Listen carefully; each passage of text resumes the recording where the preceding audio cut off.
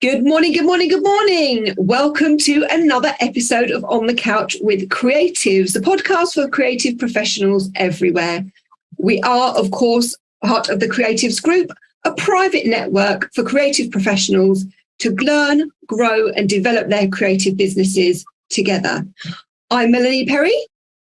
And I'm Julie Hyde-Mew. And this is Creatives on the Couch. So, Julie, who have we got on the couch today? So on the Creative Couch today is David Leach, Senior Creative Editor at Titancomics. Hi, David. Hi, Julie. How are you? Hi, Melanie. Hello. Great to see you. Thanks for joining us on the Creative Couch. Well, I'm going to try and encapsulate an enormous and impressive career into a few sentences, just to tell everybody who and what you are. David's career, and I'm going to be reading out of his biography, so I'll pick out a few points. David's career as a cartoonist, writer, and editor spans over 35 years, starting at the age of 23, working as a ghost artist for British animator Bob Godfrey, drawing Henry's cat. And David also created the popular character psychogran for the much-loved kids comic Oink. He's worked for comics such as Whizzer Chips, Gas, Brain Damage, Toxic, Casper, Action Man, Lego Adventures, Marvel Comics in the US, written Ren Stimpy, Spider-Man, and Wallace and Gromit for a variety of newspapers. Graphic novels, too numerous to mention. I'm sure they'll come up in the chat, David, but for now they're too numerous to mention. Currently, you're editing and compiling all of Titan Comics' vintage range of comic book titles, which includes Flash Gordon, Mandrake the Magician, Elric, and the classic Peanuts. Phew, so prolific. And obviously, you have an incredible artistic talent. This is coming from somebody who could only draw stick figures as a kid, David, and I still can only draw stick figures. So you must have been that little kid in the corner of the class who was always doodling and drawing little funny pictures, weren't you? I've always drawn. I don't remember a time when I didn't have a pen and paper, but I wasn't particularly good at drawing. What I had, which I think is one of the most important things that creative people have or need, is that insane obsessive determination to succeed at any cost. So every time anybody told me not to do it, I did it even more. So I just drew all the time. I loved it. And my mum always says that from a very early age, I was a storyteller. And I used to tell my sister stories at bedtime and I'd make things up. So I've always loved the idea. I've always been obsessed with story. I love stories. So that's what's always motivated me, was from a very early age, I was writing and drawing my own comic strips. And so, yeah, all of my notebooks would be filled with little flick books. I would do little action scenes with little stick figures running across the paper, doing kung fu, shooting each other, kicking each other's heads off, all that sort of stuff. So yeah, everything was like that. I went right through school just doing that all the time.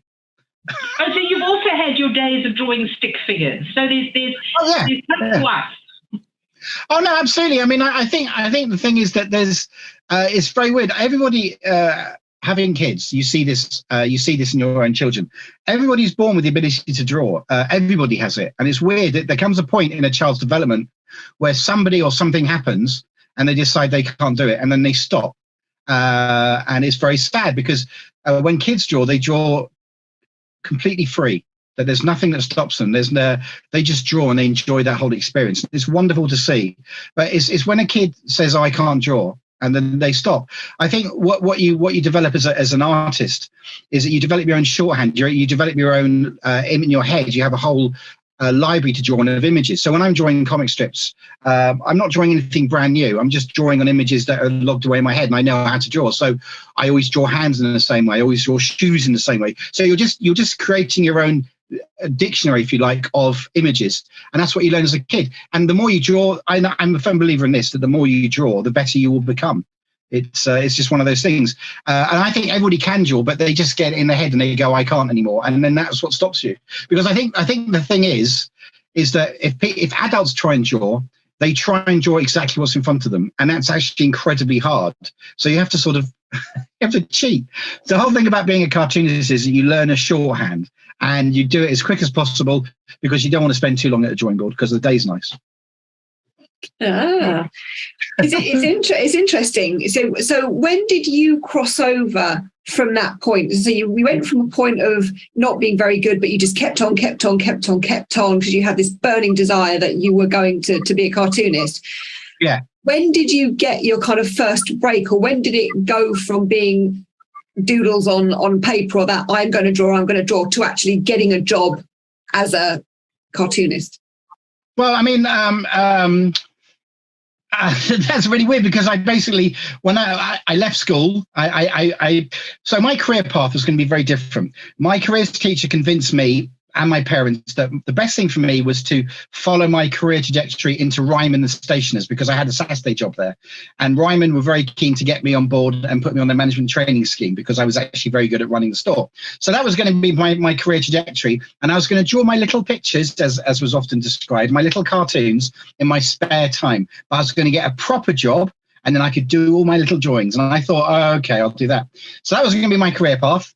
And then literally, and I always like to use that word properly, not figuratively, but literally 2 months before I was going to leave school, I had an epiphany, which was I couldn't do that. And so I said to my mum, I need to go to art school. Now, amazingly, we lived in Ealing, and directly opposite my parents' house was the local college, and they had the Ealing College, which had their art and design department. So my mother, this is well after all the applications are closed, she walked across the road, talked to the head of the course. He said, send your son in, we'll have a look at his work.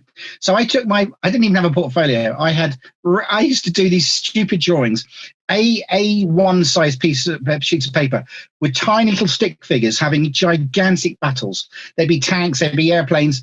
And for some inexplicable reason, the head of the course saw something in me. He thought this boy has something. And I got on the course as long as I passed my O-levels. So in those days, you needed 3 O-levels to get on the course. In my first year, I managed to get 1 O-level. And so I had to resit. And so my first year, I got O-level in art, and that was all I had. Everything else was fails or GCSEs, or CSEs. It wasn't enough. So I did my resits, and so I needed to get 2 more. And so I resat my exams. I got an English O-level, and I got a second art one, this time in graphics. And I got an A in graphics. And so there I had my 3 qualifications, bang, I was in college. So to answer your question in a very long, roundabout way, I then went to college, and still with the complete, all I wanted to do was draw comics. And you got to imagine, I was drawing just insane amounts all the time, just endlessly drawing. So when I left college, I then I did my lower day tech, which is what they called it, diploma.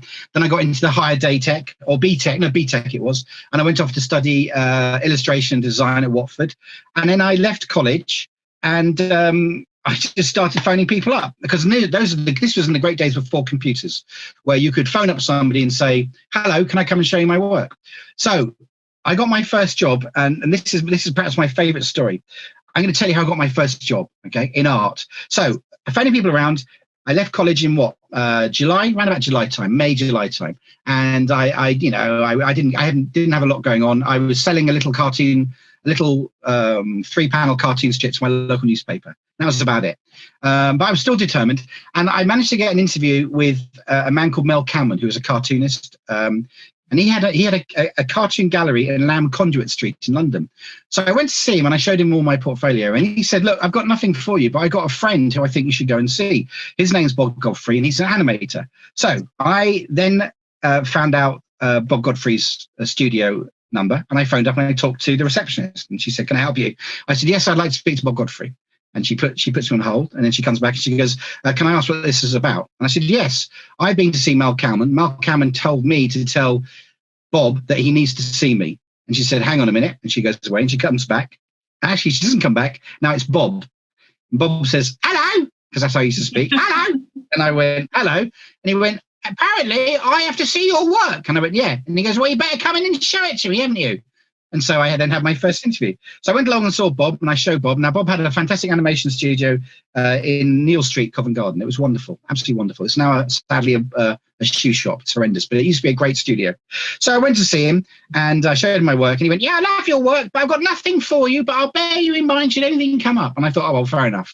Now, this next part's not going to sound believable, but it's absolutely true. Christmas Eve, I get a phone call. Hello, David. hello. I couldn't remember who it was. And he went, hey, listen, are you still looking for a job? And I went, I am. He went, brilliant. He said, why don't you come January the 2nd and you can start working for me? And I went, okay. So by this point, I realized who it was. So January the 2nd turns up. This is back in 1980, I think, 6. So London was a lot different. So January the 2nd, the whole place is deserted. Also, it's snowing. I remember that vividly. So I'm walking through Neal Street, my first job, I'm going to my first job. I get there. I press the buzzer. He lets me in. I have to go all the way up to the 5th floor, which is where his studio was. Now, Bob, at this point, just turned 60, and he cycled everywhere. And he used to cycle in Lycra.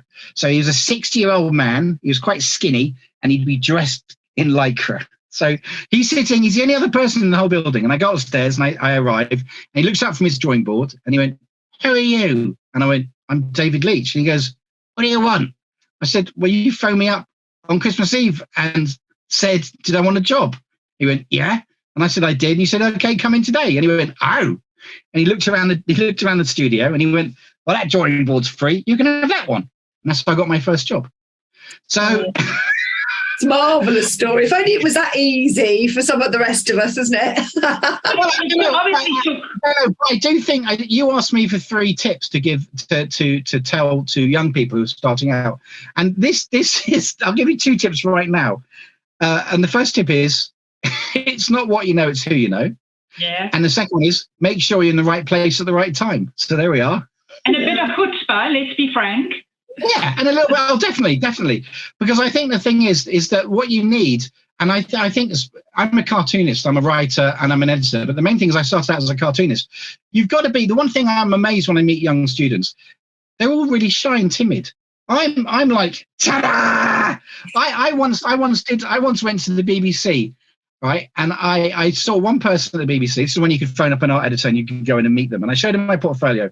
And I used to do like, it's almost like a stand-up routine where I'm cracking jokes, I'm getting manic, I'm describing stuff, I'm bouncing off the walls.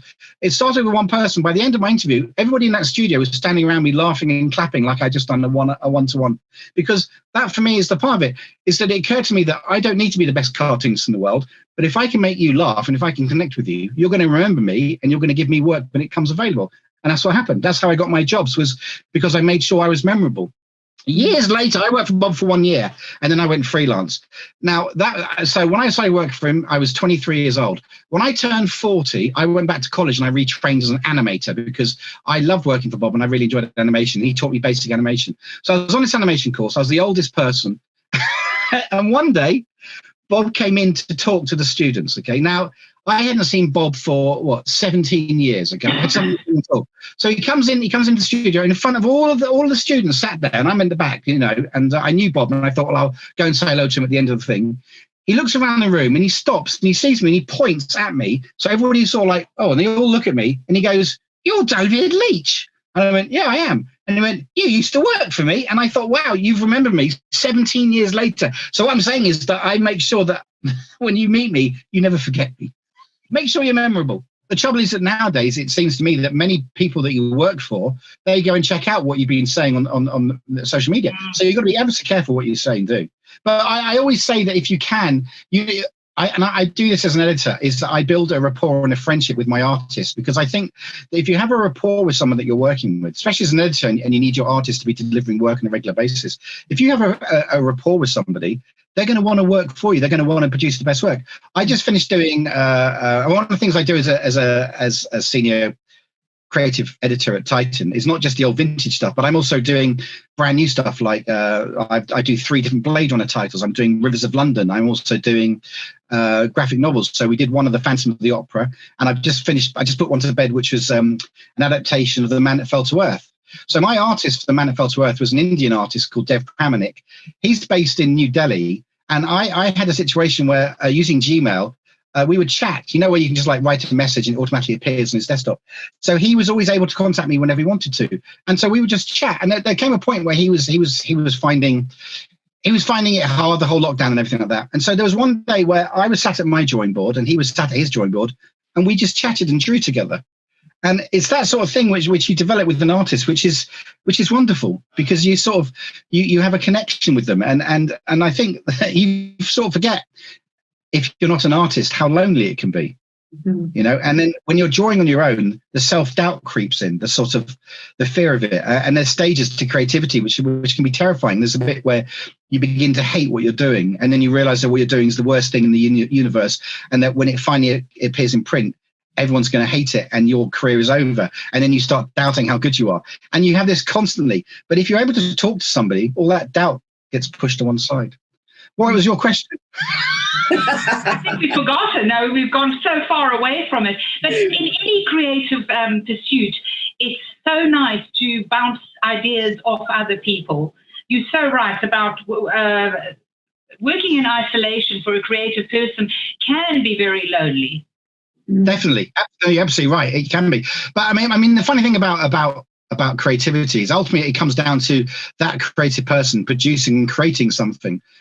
So there will come a point where they have to be on their own. But the thing is that at least when I find it very weird. I mean, I used to work from home, but when I was a freelancer, I worked from home. But it's very different from actually having, so my office behind me, I'm actually sitting in my library. So the computer behind me on the table is my work computer. And the one I'm talking to you now is the home computer. So during the daytime, my wife sits here and I sit over there. And it's very strange. But the weird thing is that this library, which used to be my favorite room in the house, it's where I could escape to. I mean, you can only see a little bit, but every wall of this room is full of books and comic books. And there's a window, obviously. I need some light. But beyond that, but it's weird that when you've got your office in your favorite room, you can't escape from it. And it's very strange not to be able to escape your work life. I find that quite weird, I have to say. I don't know why I'm just talking about. Sorry, do you still doubt yourself, or do you like to bounce ideas off other artists and writers? Right. Do I still doubt myself? I doubt myself every time I pick up a pen, because it's very weird. When I'm older than I'm older than I was. Strangely enough, age has caught up with me. So I find that I don't have the same creative energy that I used to have. I mean, I used to. The weird thing about being creative is that it's like a drug. It's the most exhilarating. When I'm creating something, when I'm drawing, I'm in a state of almost permanent high. It's extraordinary. The buzz I get off it. It's exhilarating. I'll often find that the hairs are standing up my arm now. When I'm working, I am so buzzing on the adrenaline and all the energy. It's exhausting. If I do a proper day's work. One of the great things that happened to me was I got furloughed for 11 weeks. And so what I did was I used that time to write and draw a 32-page comic book. And I just thought, this is how often am I going to get the chance to have all this free time? What am I going to do with it? And I didn't want to waste a second. So I spent 11 weeks. I was doing 15-hour days, 7 days a week for 11 weeks. And it was just bliss. It was so wonderful. And every day I went through that whole stage of hating it, loathing it, thinking I was wasting my time. And then the next day I'd look at what I'd done the day before and go, that's not too bad. And then I'd be relieved. So that you never get over that thing. And I think you need that because it forces you as an artist to be better. It's when you start resting on your laurels, that's when you've got to start worrying. I think every single thing you do, as I do as a cartoonist, has got to be better than the thing I've done before. Otherwise, what's the point? I need to keep pushing forward. I can't, even though I'm still drawing comic strips, I can't stagnate. I've got to keep trying to produce new things. I've got to keep creating something. Otherwise, So here's something weird, okay? Here's something weird. If I close my eyes, right, all I can see is images, energy, buzzing all the time, okay? In my entire adult life, there have been 3 occasions where I've closed my eyes and it's been pitch black with nothing there. And it is the scariest, most terrifying thing I know. Wow. So beyond that, my brain is just insanely on the go all the time. From the minute I wake up, my wife is the complete opposite. So she takes ages to wake up. Me, as soon as I'm awake, I'm like, what can I play with now? Yay! Everything. You just have to do that. It's just mad. Tell us more about your comic book. So the comic I did over the 11 weeks, I do another comic, which is one of the things I genuinely hate about comics is when people do autobiographical comics. And I find it quite embarrassing. So I went out and did my own autobiographical comic. It's called David Leach Conquers the Universe. And it's going to be a 4-issue miniseries. And it's basically, the idea is there's a cartoonist called David Leach. And he wants to be left alone to draw comics. But he keeps being forced to save the world from a secret organization called They. And the thing is that they control his life. You know that thing where you go, you'll never guess what they've gone and done. Well, this is them, the they. So he wants to be free. So there's another organization called Mars, which stands for Megalomaniac Action Reaction Squad, and they hire David to save the world from disaster. So David is trying to stop the they from controlling his life. And each of the 4 books is basically David trying to just be left alone so he can enjoy his comic books. So issue 1 I've drawn, issue 2 I've drawn, and issue 3, which is a really big one and ends on an absolutely shocking cliffhanger, which is the final panel says, David Leach is dead, David Leach is dead, David Leach is dead, and David Leach is dead. And that's the cliffhanger to the 3rd book. I need to finish off the 4th one. So the 4th one, which I've written, I just need to start drawing it. The weird thing is that when I do psychogran, she was my first cartoon character, and I did that for that kids comic Oink. And funny enough, I got the Oink job while I was still at Bob Godfrey's. So I've always wanted to draw. This is the thing. I was never interested in drawing serious comics. I've always wanted to do funny stuff because I consider myself to be a funny person, and not just looking, but I think I can make people laugh. Okay, I have an innate ability to make people laugh. So as a kid, I couldn't care less about drawing realistic comics. I wasn't interested in that. I wanted to do humor stuff. So this kids comic came out. So in those days, if you went into Smith's, there'd be literally dozens of kids comics: Buster, Dandy, Beano, Whooper, Whizzer and Chips. And then there was this advert for a new comic called Oink. It was the first kids comic I ever read that made me laugh, because most kids comics weren't actually that funny. They were amusing stories. They'd always be, somebody getting their own back on authority. But Oink was different. When I saw Oink, I knew I had to be in it, and I created psychogran. So I got in contact with Bob Painter. Now, Bob Painter said to me, I sent him my work, and he goes, I like your work, but I'm only going to send it to Oink if you do a job for me first. So I had to do, obviously what later transpired, that an artist must have dropped out or something. They had 2 cartoon characters called Brad, Habit, and Phil Fit. And they wanted to do a 4-issue pull-out section in Whizzer Chips, which would be about Brad, Habit, and Phil Fit. And so I drew it. And that was my first. And he said, if you do a good enough job on that, I will send your work to Oink. So I did that. I did a good enough job. He sent my work to Oink. And the next thing I know, psychogran has been picked up. And I was like, wow, incredible. So that's how psychogran came into being. And so I started drawing, and she started out as a half pager or 6 panels. And then from that, she then became 3/4 of a page, then a full page. And she appeared in the annual and the summer special. The Oink didn't last very long. It lasted about 60, 70 issues, I think, but it had a profound impact. Charlie Brooker started working on Oink, and a lot of cartoonists who are working today got their break on Oink.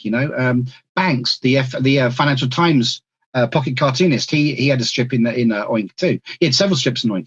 So lots of famous cartoonists all got started on Oink, and it was a wonderful thing. And if you meet cartoonists today, they'll talk about Oink. And for me, it's delightful when you meet people and they go, oh, I used to read your stuff. And you go, no, you didn't. And then they quote things back to you. It's very rewarding. So anyway, so that was psychogran, and I drew psychogran. And then when Oink folded, I basically just thought I would retire Psycho. So I stopped drawing Psycho, and I didn't draw her then until 2012 when I brought her back. So she stopped appearing in 1990, I think, and then she then took an absence, and then I brought her back, and I've been doing her ever since. I mean, she's the world's most violent old lady. She is an absolutely appalling human being. I mean, she has a deep loathing of rudeness. If you're rude to psychogran, it will end horribly for you. Psychogran's an appalling character. She's genuinely evil. So one of the comics that I do when she's not appearing in Aces Weekly, I collect her comic strips and that, and I put it into a comic, and then my local comic shop publishes those for me. But the other thing I do with her, which I'm very, very pleased with, is called Psychogran Versus. And what she does in that is every issue she beats up superheroes. So it's one page, her kicking and punching superheroes, usually in the genitalia, because there is nothing funnier than watching an octogenarian punching or kicking Superman in the testicles. I don't care who you are, you will laugh. I find that amazing. I find the fact that you can draw a gag without any words, and it can make people laugh. That is such a buzz. I describe Psycho as surrealist slapstick, because I think that sort of sums her up, that it's very surrealist, but it's slapstick. Because the great thing about slapstick is you can be incredibly violent, but because it's slapstick, it's okay. There is one cartoon that I drew, which is Psychogran versus Wonder Woman. And I spent ages trying to think how she would defeat Wonder Woman. And I realized that she wouldn't, that she would snog Wonder Woman, because I think any of us given the opportunity to snog Wonder Woman would snog her. So what I did was, there's a famous photograph in the end of, on VE Day of the American sailor, and he's grabbed the nurse and he's pulled the nurse over and he's kissing her. And if you actually read up about that photo, it's a lot more unpleasant than it looks, because he forced himself on her. It wasn't romantic at all. No, not at all, but it looks romantic. So what I did was I used that pose. I had psychogran bending Wonder Woman over and snogging her. But because psychogran is 5'2" and Wonder Woman's over 6 foot, I put psychogran standing on a set of steps. So the idea is that she would have pushed the steps up to Wonder Woman, climbed up the steps, grabbed her, put her in the clinch, and then snogged her. Anyway, that's the one that always gets shocked parents. It's not her kicking Superman in the testicles or punching Spider-Man in the genitals. It's none of the punching people in the face and all that. It's two women kissing is the one that sets parents off. I find that amazing. Kids think it's hilarious. That's the one that kids show their mums. Look, Mum, look, she's snogging Wonder Woman. Kids love it, but parents are the ones that panic. I find that very bizarre. How do you get away from licensing problems? I mean, can you really just take all these superheroes and just use them at will? Surely there's some sort of licensing involved? Well, basically, my way around it is the American way around it, which is that if it's for parody purposes, you can do it. So I'm drawing my versions of these superheroes. So for example, my Batman is the Adam West Batman from the 1960s TV show. So I'm doing cartoon versions of them. They're not realistic. So I always say that it's not real. So far, I haven't been approached by Marvel or DC. No one's tried to stop me from doing it, because it's just parody. It's comedy. I'm not trying to make money out of it. So I don't put Spider-Man or Superman on the cover. It's only images inside. There's no dialogue. Because it's parody, that's my get out of jail clause, which is I'm doing it for comedic value. I'm not trying to make money off the back of any of your characters. So, But I hope that sounds like the court of law. Well, Disney, I used to work for Disney, and Disney at one point were very, very, very hot on people if they, reproduce their characters and whatever. But over recent years, especially even up to the time when I left, well, good 9 years ago now, they actually got a lot more relaxed, because they began to realise, and this is the power of social media as well, that kind of any publicity is good publicity as long as it's not bringing the company into disrepute. So things like people who are doing parodies with their characters or whatever and putting like the Disney message out, actually, it's free publicity for them. And they're not as, I'm going to sue you for reproducing that character, as much as they were. So I think they've realised that working with people and building, relationships with people who are using their characters actually works much better for them than if they try and sue the pants off people every 5 minutes. I agree, but also remember, I'm not trying to sell. So I'm not doing Disney. I'm not doing merchandise with their characters on it. It's like is the lead character. It's just that she's beating up all these people. So it's not like I'm putting a title on every single page that says Spider-Man, Superman. No, you need to know who these characters are, otherwise it doesn't work. Doesn't make sense. Yeah. And I said, listen, that's my argument. All right. Okay. And you're sticking to it. I'm sticking to it. Yeah, until I'm stopped. Like you do with the publicity. So what do you do when young cartoonists or graphic designers come to you and say, would you look at my work? I want to work with you. Do you give them as much of a leg up as you were given? Well, the interesting thing is that I do a lot of as a creative editor at Titan. I see lots of artists. So whenever I do a convention in Spain or Holland, for example, I have to do portfolio reviews. They'll invite me to the show. I go along as an editor and I do portfolio reviews, and I give people honest criticisms of their work. Some of those people I then, if I think they're good enough, I then take back to Titan and I say, I found these guys, I think we should work with them. And I have found a few artists that way. So they're different. They're wannabes. So they're on the cusp. Some of them you'll meet and they're no hopers. They'll never make it. There's a few sad things. There's a few truisms which are regrettable but true. Sometimes you'll meet somebody and they're the right age and they'll take the advice and they'll get better. But you'll meet people who are still trying to break into comics and they still want to do superhero comics, which is what they all want to do. But they're in their 40s, and for them it's too late. You know, that if you're still giving them, and it's a horrible thing to say. So your question is actually a very interesting question, but the thing is that there's no one single answer.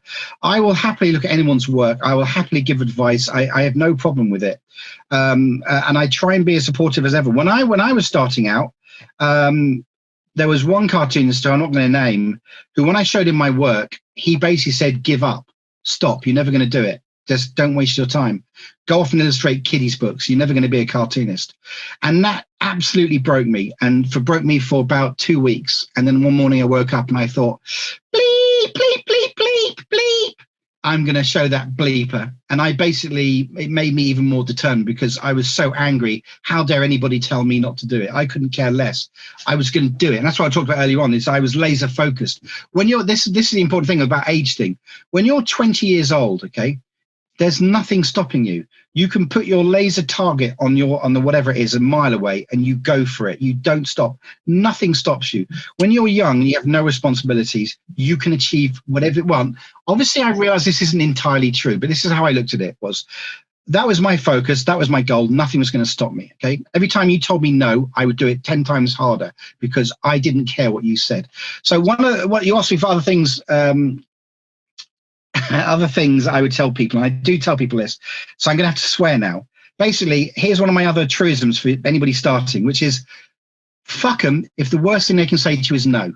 Okay? If that's the worst someone can say to you, no, who cares? Move on to the next one. And also, fuck them if they can't take a joke. If they can't take a joke, who cares? Move on. It doesn't matter. Don't be embarrassed about what you do, okay? These people won't remember you a second. If they're not going to use you, they're not going to remember you. So it doesn't matter. So you just got to be thick-skinned. You've got to be laser focused and thick-skinned. But you've also got to not be stupid. You've got to listen to what people say to you. So you've got to take advice. It's a really hard thing. You've got to realize, this is the funny thing is, my mother would give me advice and I would ignore her. And then I'd go and see somebody and they'd give me exactly the same advice. And I'd come home and tell her what they said to me. And she'd say, well, that's what I told you yesterday. And I'd go, yeah, but that's you. And this is them. I don't want to hear it from you. I want to hear it from them. So that's the thing. You've got to be, because this is, oh my God, your questions aren't triggered so many things. Here's something really weird. And this is what really winds me up when I'm looking at students' work. They'll show me their portfolios and they are programmed to put their work in chronological order. They'll put their oldest stuff at the beginning and the new stuff at the end. Okay. And then I look at their work. I can tell from one page of artwork if the person I'm looking at is any good. One page is all it takes, okay? And I know that sounds a bit like arrogant. It's not entirely. It's not supposed to be at all. But I've seen so much comic strips. You can tell from one page if they're any good. You can also see things that go wrong, and you can point to an artist and you'll say to them, "That's wrong," and they will go, "Always. This has always happened. This has never not happened." They will go, "Yes, I know," and I always go, "So why are you showing it to me if you know it's wrong?" Don't show me anything that you have to apologize for. If you're showing me your work, it's got to be the best work you produce. I don't care about your journey. And I really hate when these students, they give me their CVs to read. I don't care. I don't care if they came first on their course. I don't care how many GCSEs they've got or who their references are. It does not bother me one iota. All I care about is their artwork. That's all I care about, because I think everything else doesn't matter. But they'll put their CVs at the beginning. I'm not interested. They'll put their oldest stuff at the beginning. I'm not interested. Show me your new stuff. Show me the stuff you did last night when you couldn't sleep because you were nervous about seeing me today. Let me see what you're doing now. Then I'll look at your old stuff and I can see the journey you've taken. But don't start off with the crap and then get to the good stuff, because it gets boring. I had to do 7 hours of portfolio reviews at a convention recently. 7 hours. That was exhausting, because most of the people you're done with them in 10 minutes, but they're all given half an hour slots. So then you sit around for 20 minutes wait, and you can't leave. You've got to wait there. So you can look at someone's work and in 10 minutes flat, you can tell them everything you need. But that's only come because I've spent 35 years making comics. What do you look for these days in a commercial property that you know is going to sell, and what is stuff that just really won't? Comics have changed so much. So basically, Titan, we experimented with what's called creator-owned comics, okay, where people come to us with their own characters. So we would have well-known writers and artists would come with a package, and we produce the comics. But the fans don't care, okay? They're not interested. So what Titan do now is that we pick up licenses to successful video games, films, TV shows, and we create brands based on those existing properties. So we expand the properties, like with Blade Runner, like with Rivers of London, Dan Dare, all this sort of stuff, Life is Strange, Bloodborne, all these things. And we produce comics based on this thing because it has a built-in fan base. People want to read more of this stuff. Every cartoonist. This is the other weird thing, right? When I started out, I didn't realize that you could get paid for writing comic books. I genuinely thought, because in the old days when I read comics, they didn't get credited. So when you saw a comic strip, I assumed that the person who drew the comic had also written it. So that's what I did. I would write and draw my own stuff because that's what I thought cartoonists did. So it came as a delightful discovery to discover you can make a living just writing comic strips. Wow, that's nice, I thought. But the weird thing is that I learned my trade by starting on a half page, working up to a 3/4 page, doing a full page, then trying a 6 page. I didn't start writing a 22-page comic book. Most comic books are 22 pages in length, okay? The actual strip part. The actual comic length is 32 pages, but most strips are 22 pages, okay? Not all, because I know that there will be people out there who go, oh, Leach made a mistake, let's kill him. Okay, that's why I'm living in secret, no one can find me. Anyway, so most comic strips are 22 pages in length. Most young people starting out, when I say young people, I mean young creative people trying to break into comics. If they're a writer, they have an idea for a comic which is going to shatter the world. It's the most spectacular thing. But it's not just one comic. It's not just a 6-page story. No, my God, this story is an epic. It spans a galaxy. It covers 1,000 years of history. It's incredible. It's going to be earth-shattering, and it's going to sell 1 million copies, right? I once had the mispleasure of talking to somebody who wanted to be a writer, and I knew it was a bad idea. I knew it, but I allowed him to contact me. And over the telephone, before he had even told me his idea, I told him what the plot was to his idea. And there was this stunned silence. And he said, how did you know? I said, because all you guys, when you start out, this is what you do. You do great big epics, they're massive sagas. None of you just do anything small. None of you start small. You go and write epic. It's never going to work for them. They're not going to do it because in comics especially, you haven't got your training. It's the X Factor effect. It's people thinking they're going to get discovered and they're going to be the next big thing without doing any of the hard work to get to that stage. And when it comes to comics, I think anyone who wants to start out in comics, they should try writing small. If they want to write superheroes, then what they need to do is 2000 AD did this great thing where they get people to send in. Well, no, they don't get people to send in, but people send in ideas for short 6-page stories with a twist in the tail, okay? If you can write one of those, if you can write a 6-page story that has a twist in the tail that's science fiction, if you can do that, you can write almost anything. I've always thought the hardest thing to write is a 3-panel cartoon strip for a newspaper. I once had to write Ren and Stimpy strips. Ren and Stimpy was this wacky cartoon animated show back in the 90s, really batshit crazy. I used to have to write gags for that. But my instructions were, it was by Nickelodeon, my instructions were that none of those gags would have punchlines. So I had to write funny cartoon strips without punchlines that would still make people laugh. That's a challenge, okay? In 3 panels. Writing a Wallace and Gromit story, which would be it started off as 5 daily strips. You'd have to write a story that lasted 1 week. It was 3 panels. Each panel would have to have a gag and tell the story that would run across a whole week. Okay, that's a challenge. That's a really hard challenge to write jokes like that. And I think that a lot of writers, they start too big and they don't realize. And the other thing is, I think when you write comics is a very strange medium. It's not like TV. It's not like film. Writing comics is very strange. There's many secret rules which we don't share because we don't know too many people. That's a lie, sorry. So, for example, Marvel Comics had this great rule, which I still believe in, because I worked for Marvel. I was an editor at Marvel Comics, UK. One of the great rules they had was that your speech balloons, you should never have more than 30 words in your speech balloon.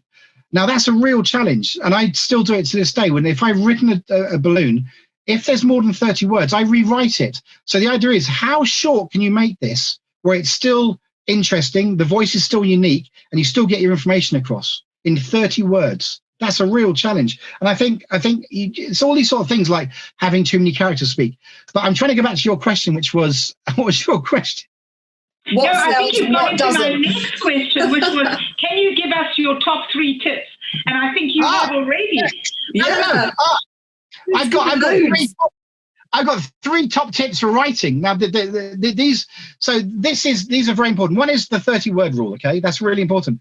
The other one is a really, really, now this works for TV and film. Okay, it's something I genuinely believe in. Whenever you're writing a scene or whenever you're writing a story, start your story as late as possible and get out of your story as soon as you can. Don't hang around.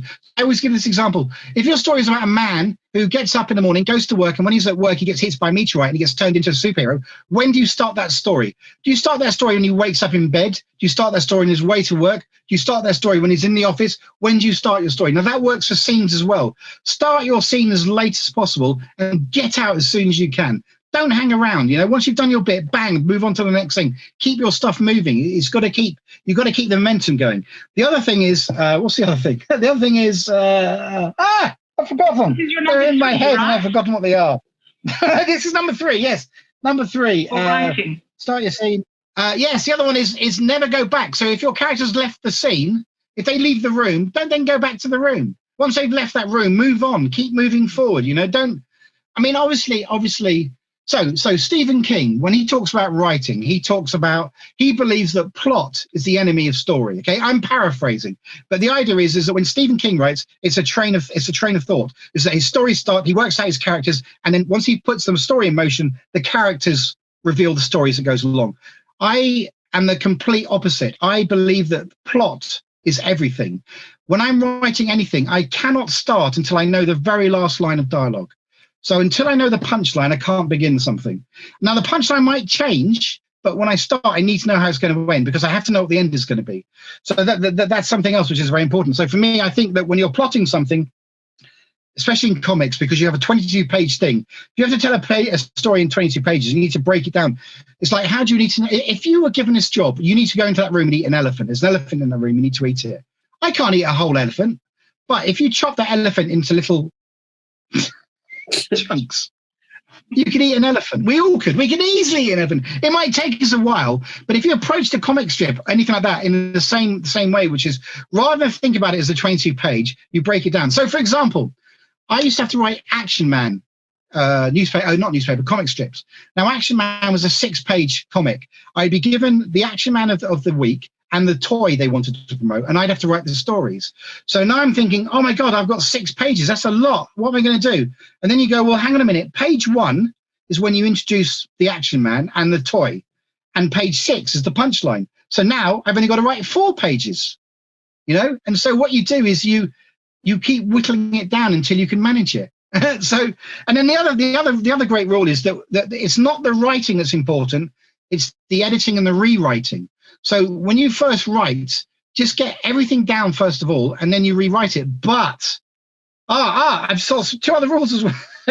It's like that great Monty Python sketch about the Spanish Inquisition, and he keeps up. You're getting value here, folks. Yes, you are getting value. So I'm going to try and stay on track in case I forget. So yes, editing is important. It's whittling things down. It's when you've written something, you go back and rewrite it. But you want to be careful of that, because I always think that if you write something one day and then the next day you read back what you've written the day before and you start rewriting it, you'll waste the second day rewriting what you did on the first day. And then the third day you go back and you reread what you read on the first and second day and you rewrite again. So keep your rewriting until you finish the whole damn thing. Otherwise, you'll never get to the end. Okay? So you don't want to have to keep rewriting it, because the more you write, the better you will become. Okay, that's very, like everything, the better you become. And also, so if you're going to rewrite, just spend the morning rewriting and then rewrite in the evening. Now, here's something which I struggle from: writer's block. Now, I believe that writer's block isn't just about writing; it's about anything creative. That there comes a point where you get stuck, and you're sitting there and you're thinking, "Oh my God, how do I get out of this?" And then you suddenly go, oh, wow, hang on, I've had a much better idea. Wow, that first idea is crap, but this new idea is brilliant. And so you push the one idea to one side and you start writing a new idea. And then you get to a point and you go, oh, no, what am I going to do now? I'm stuck. And then you go, wow, I've had another idea. This is even better than those first 2 ideas. And then you move on to the third idea. What happens is that you never finish off any one idea. So if this happens to you, when you suddenly get that next brilliant idea, write it down in a book, the idea, and then go back to your first idea, because your brain is basically stopping you from working. And your brain will. If you're creative, you are fighting your brain constantly. There are two halves of your brain at work all the time: the creative side and the bit that needs to make money to pay the bills. And that bit will actually ruin you all the time. So you need to basically find it in a corner and beat the living shit out. You know, I'm just trying to think of all the things that have helped me. There was one I suddenly thought of as I was talking. Another tip which is really useful. I can't remember what it is now. Hang on. Write what you know. Obviously, it's write what you know. That's an interesting one. The writing what you know one is, everyone thinks that means that if you want to write about a plumber, you've got to be a plumber. But that's not true at all. It just means you need to know what it's like to have worked, and then you can at least research what it is to be a plumber and make those two things work. But that wasn't what I was going to tell you. So what comes first with you, though, the story or the pictures? I can't. There's no answer to that question. I once got asked how I jumped from project to project. How do you go from being a cartoonist to an editor to being this and that? And I said, I don't see it that way. For me, it's all part of the same thing. So when I'm writing, I will. Hergé, who did Tintin, did this. He would do wonderful doodles. I doodle it and I write it, and then what I do is once I said do. When I finished an idea, I then typed the whole thing up as a full script. So even though I'm going to draw it, I describe every panel in detail and all the dialogue, just so I've got it on paper, because I think that's helpful. And then I'll rewrite it again anyway. But I need to get it down. I need to do it properly. I need to have all the stages. One of the things I found when I was furloughed and I did my comic book issue 3, I started just to try drawing it from the Word, and it wasn't working because I had to go through that phase. I had to write a full script. Once I had the full script, I could then draw it. So you need that. I need it anyway. I'm very neurotic. I forgot what the other. That's wonderful. Gosh, I mean, we've got so much there. And David, you know, if we had more time, I could talk to you all day. And I think we'll have to get you back and talk to you some more again another time, because we're just about out of time now. We've got the last 5 minutes of our show. Let me tell you my last anecdote. Okay, I can't believe it's been an hour. That's insanity. I genuinely thought we'd only been talking about 10 minutes. I told you I didn't have any problem talking. So here is a very funny story about the two halves of your brain working. Okay, so I was on Come Dine With Me. Okay, and I had to think about how I was going to be, my persona, because I knew that being the way I am, I could come across as the villain of the piece, and they would take the piss out of me. So I knew going into the show that I had to be completely honest. I couldn't, no bullshit, no game playing. I had to be completely straight and honest. So my brain, the two halves, decided to work together. Okay, and it was really weird. It's never happened before. So there was the organizational side was working with the creative side in such an extent that both those halves, in my mind, I could see them doing this. Linking up. Okay, so my creative side, so the organizing side was the one that was doing all the talking. The creative side was writing all the gags, and I could see the gags being written and being slotted into place. So I could see the gags coming, right? And there came a point when I was being interviewed on the show where I read a joke that was 3 ahead of where I was, and I started laughing early because it was such a funny joke, and it was my brain setting things up. It was incredible. I could actually see it working that way. And it's one of the only rare times where my brain was working completely in harmony. And it was glorious. Absolutely glorious. I loved it. I absolutely loved it. So that's it. That was the only time my brains actually worked in unison, where both sides came together, they could work. And it was wonderful to see it happen. So there you go, folks. It can happen. The two sides of your brain can work in harmony at some point. Yes. If it hasn't happened for you yet, it might. If not, find it in the dark corner and beat the living shit out of it. Yes, exactly. Right. Well, hopefully you'll bend your brain and join us again another time, David. I would love to. I'd love to. I hope you found this useful. This has been like a great therapy session. Thank you. I really feel like we've covered some good ground, and I feel like I've taken some great steps forward. Our pleasure. We're great, we are. No, and it's all part of creatives being together, David, and that's what our creatives group's all about. And sometimes just kicking back, chatting with other creatives, saying, getting it off your chest, having a bit of a whinge if you need to, or as you say, when you're chatting with other artists about something that you're drawing or trying to create, and getting that feedback to banish those bloody mind monkeys when you're looking at it thinking, oh, this is just pile of poo, and somebody's telling you, it really is not. What was wrong with it? What's wrong with you for thinking it's shit? You do need to banish those mind monkeys. And when you've got like-minded, great people around you, it's just nice, isn't it, Julie? Yes, Melanie. Right, we're at that point of our show. Right. We are going to do... She's the left brain, I'm the right. Oh, no, she's the right, I'm the left. I don't know what I am. Either way, it's the enemy. She's very good at organisation. Mind you, I'm very good at organisation too. So I'm very good at organisation in very short spurts. It's when it holds my attention. It's when it holds my attention, it's like when I have to zone in and do something, I can concentrate on it, and I can do a load of stuff in maybe 1 or 2 days, and then it's like, no, I'm bored with that now, and then I might not do anything like that for a week. That's a problem. But we're going to play our values jam game. So I'm going to shuffle the cards.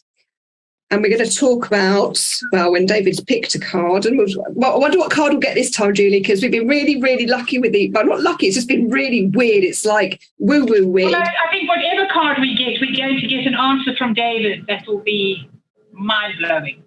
Absolutely right. It doesn't matter what much. Okay, right. I'm going to spread the cards out. I'm just going to run my finger along the cards, David. So you just say stop when you want to, and I will pull a card. Hold it up to the camera. Yeah, hold it back to camera. Your camera's not there, it's in the middle. There you go. I can see it. Okay. All right, stop. Stop there. There you are. Yeah. Oh, right. Okay. What are these things? These cards, I'm not going to do my normal spiel, Julie. These cards are created by a friend of mine, and they encourage conversations. They do it more for business, encouraging people to talk about their values, because values-led conversations are really important. And this is why we love them here on the show, is when you are talking to people and building, that know, like, and trust factor, people do business with people whose values align with their own. And in business, you kind of need to do business with people whose values align to your own. So they came up with this concept of values jam, having sort of a jamming conversation about specific values, because they found that people find it really hard to talk about. When people say, what are your values? The normal kind of bollocks trots out like, integrity, honesty, blah, blah, blah. But, values are anything that's important to you, and there's a lot of them, and they can all mean different things to different people. So they came up with these wonderful cards, and I usually do go into a little bit of a meltdown when I have these cards on, David, because they're really soft and silky, right. And I really like touching them. Every time we have somebody on the couch, she's trying to get her hands on those cards, and she's just driving. And I have a bit of a moment, David, and I'm like, oh, my precious cards. Anyway, right, what stop. am I taking? That will be, yeah, exactly. Let's get on with it. Yeah, I know this now, Melanie. Perseverance is your card. Perseverance. Right. So our first question to you on perseverance is, what does perseverance mean to you? What does it look, feel, and sound like? I would say that everything I've said so far has been about perseverance. I mean, basically, fuck them if the worst they can say to you is no. Fuck if they can't take a joke. You got to keep going. Don't let anyone tell you can't do it.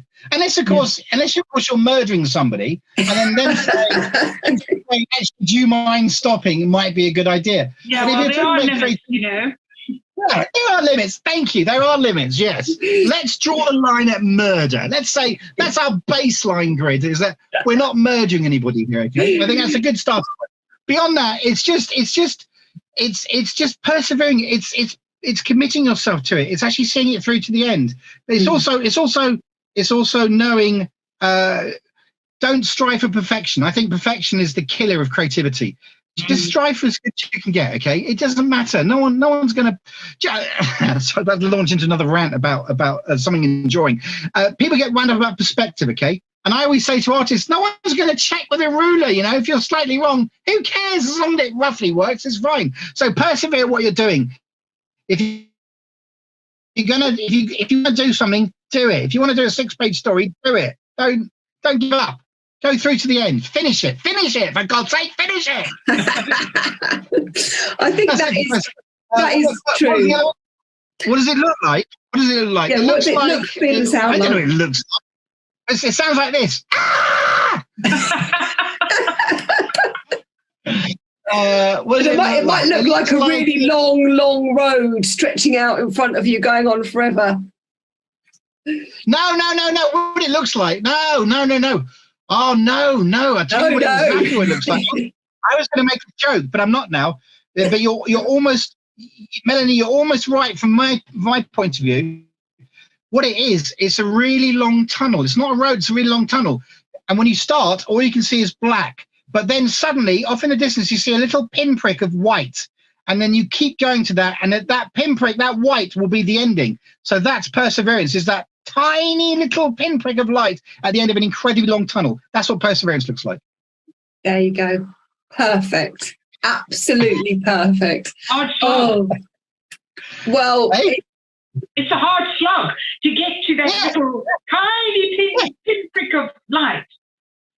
But it's also wonderful because the closer you get to it, you realize, and this is the one thing I love, is I love endings. And I think that when you have a project, when you have the ending in sight, you work towards the ending. The crazy thing is I was talking about the whole thing about I get such a buzz out of being creative. Well, I dread endings because when I end it, it means I'm going to stop drawing and then I'm going to have to start and find the passion again. Because once I've started, I can't stop. And it's almost scary that it's so addictive. It really is. It's sort of, I've only started now doing a new project. It's a project I've been planning all year. You said something funny earlier on about talking to other creative people. There's a trap you can fall into as a creative person. You can talk an idea out of existence, because the whole thing about, especially from a comic point of view, if you have an idea you want to tell, a story you want to tell, if you tell too many people that idea, you don't need to tell the story anymore because it's done its job. So be careful of who you tell your ideas to, because in a weird way, if you want to draw comic strips, you need, or tell a story, write it. Don't just tell it, because otherwise you'll lose the need for it to exist. So I think that's quite good. So talking to other creative people about how they deal with, there's a really funny question which gets asked, which is always the wrong question. They always say, where do you get your ideas from? Which is a really annoying question because they come from everywhere. So that's not the question. The question should be, what inspires you, not where do you get your ideas from? Because you get your ideas from the same place. Anyway, I get my ideas walking down the road. I get my ideas falling over in the street and rupturing my Achilles tendon or whatever. I get ideas all over the place. But it's what inspires you. Where do you get your inspiration from? That's the most exciting question you can ask a creative person. What inspires you, you know? And if you can get to the core of it, that's what I love. I love talking to people about that. I love talking to creative people about that. And also how they deal with writer's block. I find that fascinating because I also love the way that writer's block affects everybody. And then the thing I always ask creative people is, what's your favorite meal you like cooking? I'm always fascinated. I've always got this theory that creative people like to cook, but I don't necessarily think that's true. But anyway. One last question, David. Yes. Where do you get your ideas from? I think we're going to turf you off the couch now. Okay, folks, that really is it. That's all we've got time for. David, it's been an absolute pleasure. And we will see you. We'll see you all next time. Bye for now. Bye.